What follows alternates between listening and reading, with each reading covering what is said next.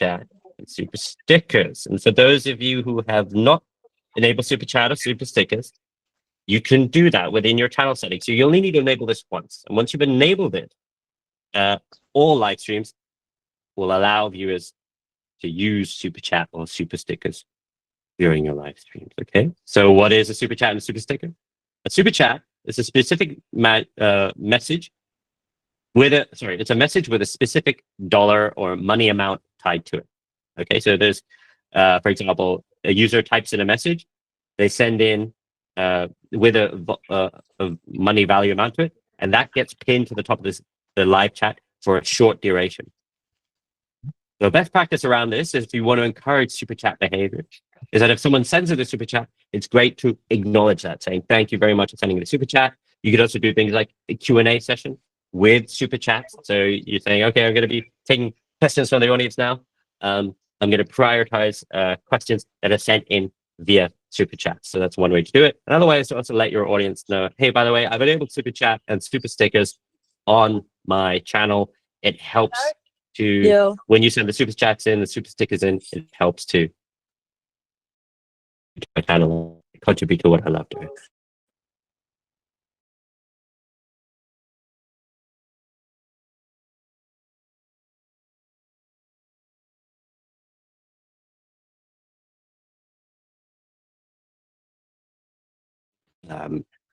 You send in as a super sticker. So, super chats, super stickers say happen midstream. It's only available on live.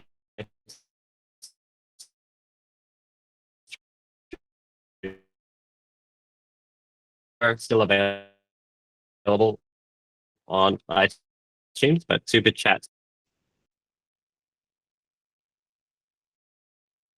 And finally, channel memberships. For those of you who have channel memberships, you can do members only live streams. Okay, so those are live streams that only are viewable to members. So what you could do is you could do, if you wanted to start doing membership only live streams and you'd be doing normal public live streams, you could do one public live stream that then uses the live redirect feature. Check out the YouTube live redirect feature in the Help Center article, by the way, that then live redirects everybody to maybe part 2 that's only available to members. So those viewers who are not members and they land on a members only live stream, there's then a prompt letting people know, in order to watch this live stream, you need to be a member of the channel, and a prompt to sort of join them. Non-members will be able to see members only live streams upcoming. So they'll see the thumbnail, they'll see a little star that says, this is a members only live stream. So if you want to do a members only live stream, maybe schedule that far in advance so those non-members can also see, oh, you're going to be doing a special experience behind memberships. So, yeah, something to think about. You can also have like quite specific, loyalty features. There are things like badges and so forth. So definitely check out the Help Center guide on those unique things. But yeah, members only live streams is a great way to do a kind of special experience, a personal experience with those members of your company. Cool. So what time are we at? 5:38. Okay, that's pretty good. 5:38. I think that's covered quite a lot of things. Again, our Help Center guide will teach you, we'll sort of go through the list of that. But I focused on the things that I think is the newest on live midrolls that I think it's important to mention. We have a Creator Insider channel as well on YouTube, which will go into that. So maybe now if I go into the questions, and I hope that I haven't missed anything. If there's something that I missed, please let me know through the questions. I'm aware that some of you have used the Q&A feature. So what I'm going to do, I'm going to use the Q&A feature, and then I'll go to the chats. Okay? Let's go to the Q&A feature. To go to the Q&A feature, there's that, buttons there in the corner, and then you press Q&A, and then you can submit a question. Let's begin with the first question that was. We got a question from Anthony Allen. For vertical shorts, lives are the same types of all ads formats shown to desktop viewers. So that's a great question. So that's not the case. So we don't have live midrolls, for example, for vertical shorts. It's a whole kind of different ad setup, but basically there aren't like live ads on live streams that are viewed in shorts. Okay, so it follows the ads available for live streams and shorts are the same type of ads that are available in on-demand shorts on your normal shorts. So if you make a ad request in the live control room on a vertical live stream, those who are viewing that live stream in verticalized mode, they won't see the ad. Cool. I hope that answers your question. Thank you, Anthony. Antonio, and for those of you who I call out to address questions, if I missed something, you can feel free to jump in. So Antonio says, automated mid-rolls may be problematic in my videos because I edit videos with fast cuts and continuous talking flow. Do I need to insert pauses for the AI to find an ad spot? Even when I insert something manually, YouTube tells me, no, there's no good spot. Too much talking. No ad. Okay, so I think let's talk about automatic mid-rolls and where YouTube kind of determines when to insert all that.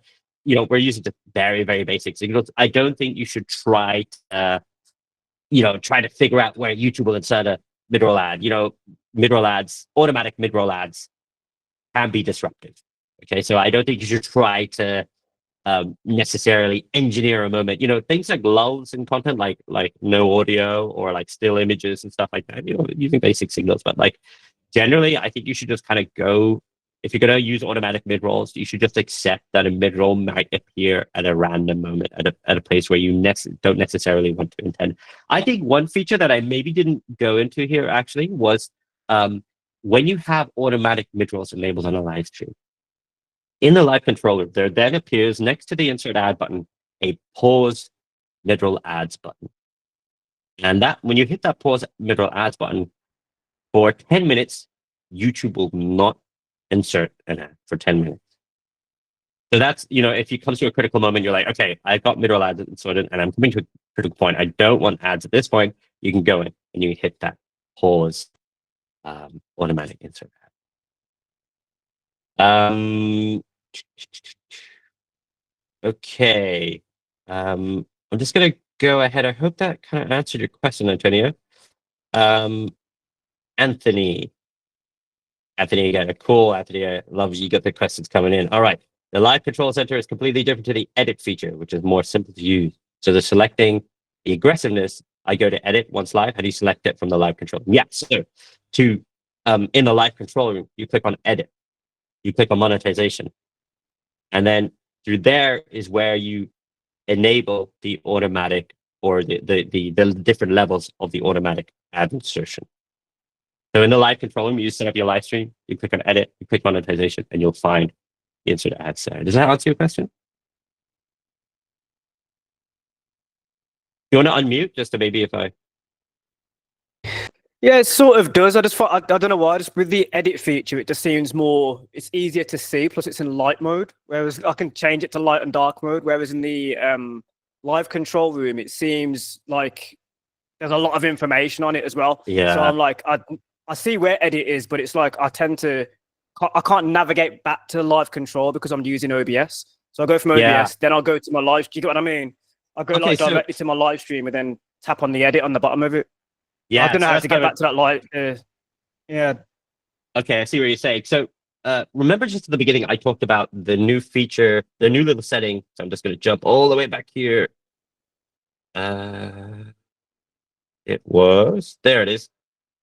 So before you go live on a live stream, maybe like a day before or something, set up a live stream within your live controller, and then go to the channel settings here. So in the bottom left of the live controller, there's a cog sign, and then tick apply these settings to streams created on a third-party tool.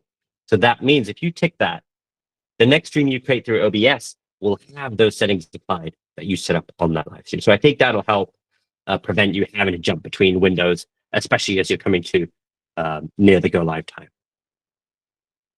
Cool. Thank you, Anthony. Yeah, your questions are surfacing here. So you got another. Lives always seem to use the cover picture of a channel when going live. Is there a way to make the auto-generated image from the live person that appears? Okay, so I think I know what you're talking about. When you create a live stream, the default image that appears as a thumbnail is that default image. I believe that's the default thumbnail of the channel.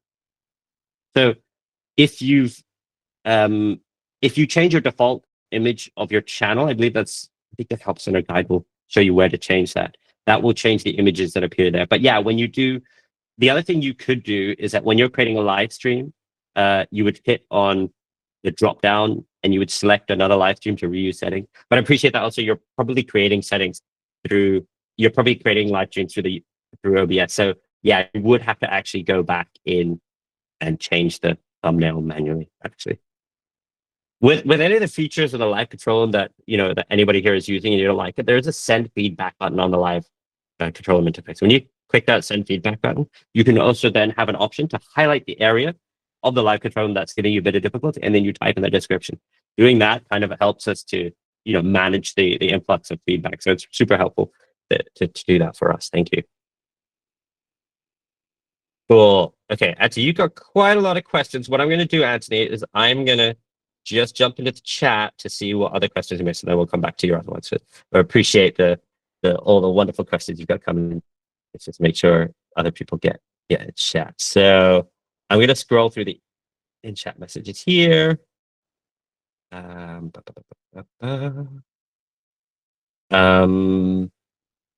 Yeah, so Emily Kate asked at 514, can vertical lives be monetized, as it never seems to show?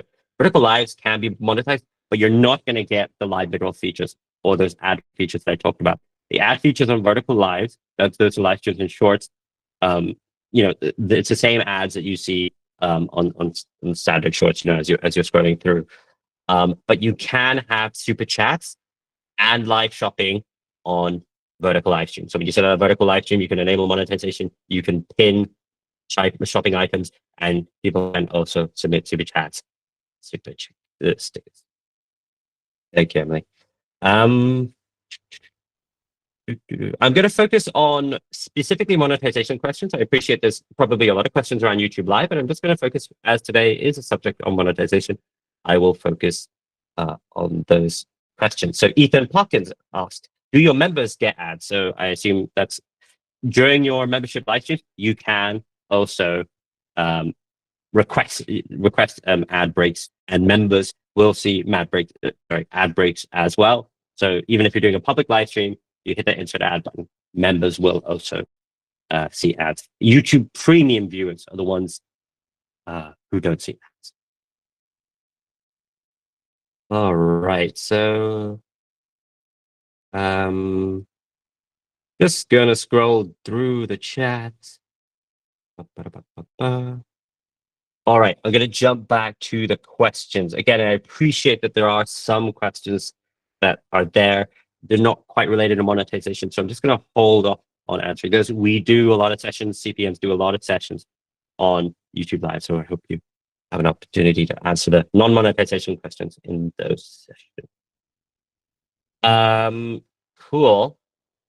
So Anthony, yeah, again, you're here. Actually, what I'll do is I'll jump down to Capsule Closet, and then I'll come back to your other questions, Anthony. Yeah, will this be available afterwards, as I was a little late? So we're not recording this session today, but that's a good reminder of me to let everybody know that our team, the Life Solutions team, we're doing a series on best practices around YouTube Live. So it's a whole bunch of series. What I'm going to do, I'm going to put it in this chat again. So if you go to the chat, everybody, you'll see. Oh, 1 second. There we go. So when you go to that link, you'll see a bunch of sessions that we've done in the past and that we're going to be doing, things like interactivity. And you'll see also monetizations and middles session there, which uses pretty much these slides as well. So definitely check out those sessions. They're great. All right. I will. So Ethan asks, will there be a way to normalize super chat, super stickers to one currency? Sometimes it's hard to know how much exactly someone is gifting without knowing every currency in the world. That's a great question. So my understanding is that it normalizes the super chat to the currency in which you're in. But what I'll do is through the feedback, I'll try to get you an answer to that. But I don't have, because I thought that the currency will normalize to you, the creator, so you see the conversion amount. But I think I'll need to double check that. So I apologize, I don't have the answer to that immediately on hand. All right, and then Claire Holditch, I see you got a question. Could you explain how content ID works in relation to monetization? When I produce a cover song, the revenue is often split. Is this the same if I play them live and enable monetization on a live stream? So that's a great question. So let's say you do a live stream and there's some content that features in that triggers our content ID system. Record labels are those who claim to write to those content. They set up their own policies against them. So there could be situations where a piece of uh, a piece of music you play through your live stream triggers something in content ID, but there is a policy that might be like share rev or like share revenue. So maybe it doesn't impact your live stream. Maybe there's like a revenue split. But other times it could be a situation where when you're playing that live stream, they actually have a policy on that specific piece of content that says block all other live streams playing that content. So that's a bit of a risk.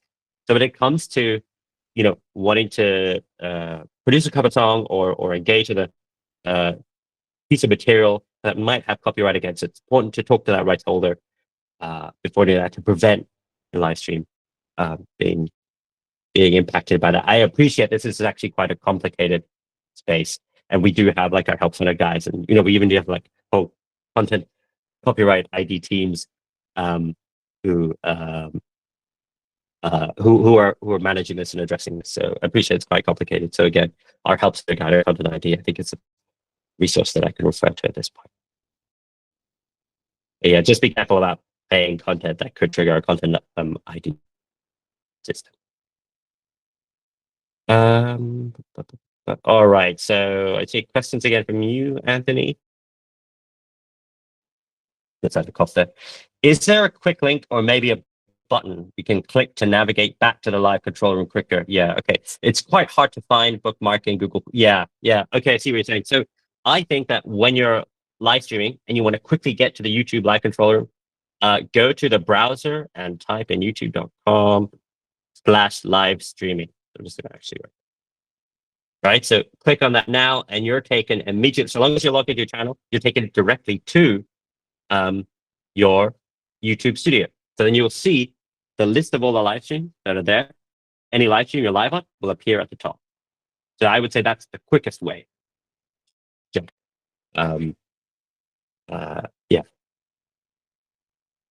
That's your question, Anthony. All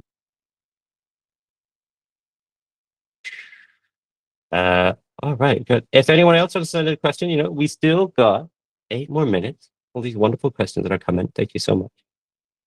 Mainly from Anthony. Okay, Anthony, we got another one. Take a break ad. So take a break ad.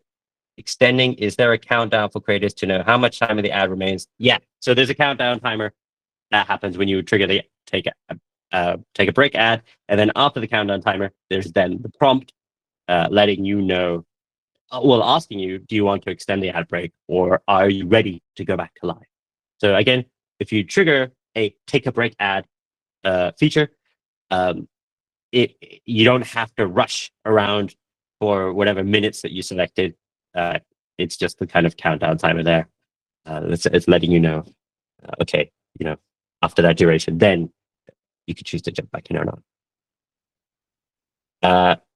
All right, another question. When do Super Chat gets paid from lives? Is it the same period as ad revenue, or will it be calculated towards estimated revenue, overall revenue sooner? I feel like this might be different in different countries as I'm not, yeah, I don't know. Sorry, I don't know the answer to this one actually. So when do Super Chats get paid from lives?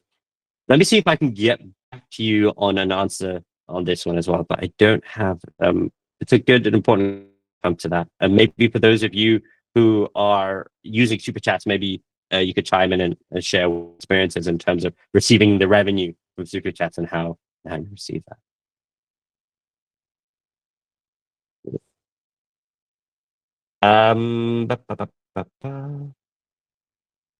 Here, Claire, you have another one. Could you explain how content? Oh, sorry, we already did that one. Got another one here. Is there a way to add a join button to a live stream? Super chat's cool, but what about encouraging reoccurring members too? I think you've got like sort of 2 questions here. Is there is there a way to add a join button to a live stream? I guess, do you mean join as in like membership join?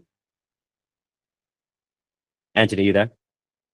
Yeah, I'm here. I did lose connection on like the first, like the two questions ago. Yeah, 100%. Like because it's like super chats. I noticed there might be calculated difference towards the estimated revenue, but I was thinking, how do we advertise or promote like maybe a join button for memberships? Yeah, 100%. Like while live, to be like, here's the join button. You can click it directly from like a pin chat button or something like that.